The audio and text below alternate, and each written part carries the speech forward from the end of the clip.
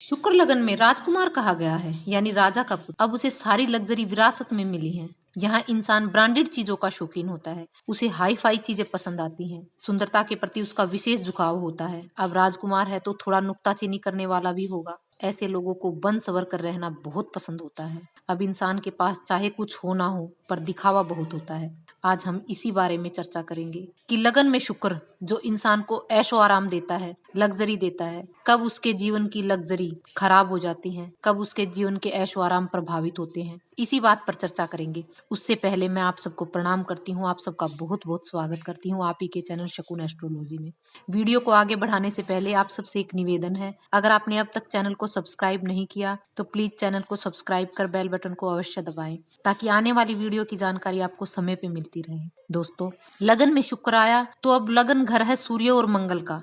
अब हम इस शुक्र को इन दोनों के साथ युति में देखेंगे।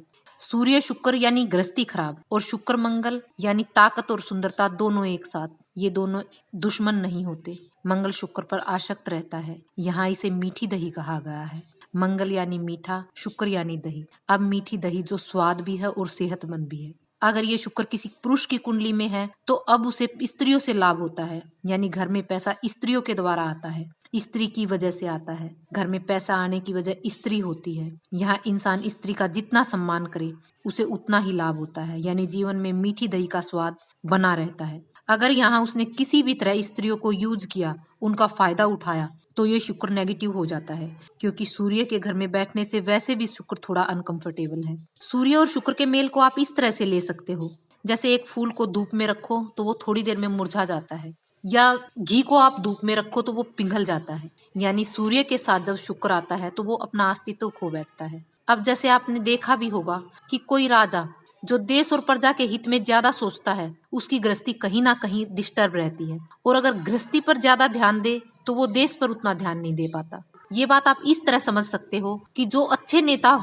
यानी अच्छे राजा हुए, उनकी गृहस्थी कहीं ना कहीं खराब रही। अब चाहे वो राजा राजा श्री राम हो या राजा श्री नरेंद्र मोदी जी हो, इससे ज्यादा मैं उदाहरण आपको क्या दूं। बस यही कहूंगी, सूर्य के साथ शुक्र का कोई मेल नहीं। इनके मिलने से बनावटी गुरु बनता है, जिससे राहु एक्टिवेट हो जाता है। अब यहाँ शुक्र को बड़ा संभाल के चलने की जरूरत है। यहाँ शुक्र अगर सूर्य के अनुसार चले तो वो अच्छे प्रभाव देता है। यहाँ हमें सूर्य को कमजोर नहीं करना है, शुक्र को बलवान नहीं करना है। यहाँ शुक्र अगर किसी पुरुष की कुंडली में हो तो उसकी पत्नी के स्वभाव में थोड़ी गर्मी होती है, थोड़ा ईगो होता है। वो घर में मुखिया की भूमिका में रहना पसंद करती है, क्योंकि सूर्य को लीड करना पसंद है। अब वो गुण उस स्त्री में आएंगे। अब सूर्य लगन में और उस समय अगर 5th हाउस और 9th हाउस यानी सूर्य की सहायता और बुनियाद में कोई शत्रु ग्रह बैठ जाए, या फिर 7th हाउस जहां लगन की 100% दृष्टि जाती है, वहां शुक्र के दुश्मन सूर्य, चंद्र या राहु बैठ जाए, तो अब ये शुक्र अच्छे प्रभाव नहीं देता, नेगेटिव प्रभाव देता है। अब यहाँ इस शुक्र को संभालना बहुत जरूरी है, क्योंकि जब किसी की कुंडली में शुक्र नेगेटिव होता है तो उस इंसान के जीवन से ऐशो आराम, लग्जरी सब गायब हो जाते हैं। शुक्र अगर कहीं नेगेटिव है तो वो इंसान शादी करते वक्त बहुत चूजी हो जाता है। दूसरा, वो स्त्रियों की बहुत तारीफें करता है बजाय अपने काम पे ध्यान देने के, जबकि ऐसे इंसान को इश्कबाजी से बचना चाहिए, अपने काम पर फोकस रखना चाहिए। वरना तो जब तक उसे होश आता है, उसकी गृहस्थी और करियर सब खराब हो चुके होते हैं। यहाँ इंसान थोड़ा सहमित रहे तो उसके जीवन में सुख समृद्धि अच्छी रहती है। यहाँ इंसान के प्रोफेशन के बारे में अगर बात करें तो मिट्टी से संबंधित ठेके, सरकारी ठेके, सरकार से संबंधित काम, स्त्रियों से संबंधित काम, स्त्रियों से जुड़े काम, कॉस्मेटिक के काम बहुत फलते हैं। यहाँ इंसान को 22वें और 25वें वर्ष में शादी नहीं करनी चाहिए, क्योंकि 22वां वर्ष सूर्य का है और 25वां वर्ष शुक्र का है। यहाँ इंसान अगर गृहस्थी का सुख चाहता है तो वो शादी के बाद गुड़ खाना छोड़ दे, जोत जलाना छोड़ दे और day time physical relation avoid करे, नहीं तो ये शुक्र नेगेटिव हो जाता है। और खासकर यहाँ स्त्री बीमार रहती है।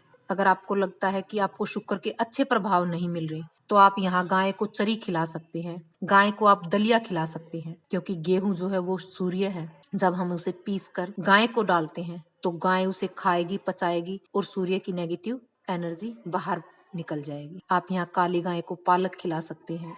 एक और बहुत अच्छा उपाय यहाँ पे बताया गया है, दही का स्नान। इससे शुक्र पूरी तरह पॉजिटिव हो जाता है और बहुत अच्छे रिजल्ट यहाँ पे देता है। इससे हमने शुक्र को 7th में भेजा, जो उसका बहुत अच्छा स्थान है। ये बहुत ही सरल और छोटे-छोटे उपाय जिन्हें आप करके अपने शुक्र को पॉजिटिव कर सकते हो, अपने जीवन में ऐश-आराम बढ़ा सकते हो, जीवन में लग्ज़री पा सकते हो, अपने गृहस्थ सुख को बढ़ा सकते हो। उम्मीद है आपको मेरी वीडियो अच्छी लगी होगी। मैं यहाँ पूरी कोशिश करती हूँ कि पूरी ग्रामर के साथ ग्रह के शुभ और अशुभ पहलू आपको बता सकूँ। अगर आपको मेरी वीडियो अच्छी लगे तो लाइक, शेयर, सब्सक्राइब ज़रूर करें। आज के लिए इतना ही, मिलते हैं एक और नई वीडियो के साथ, तब तक के लिए धन्यवाद।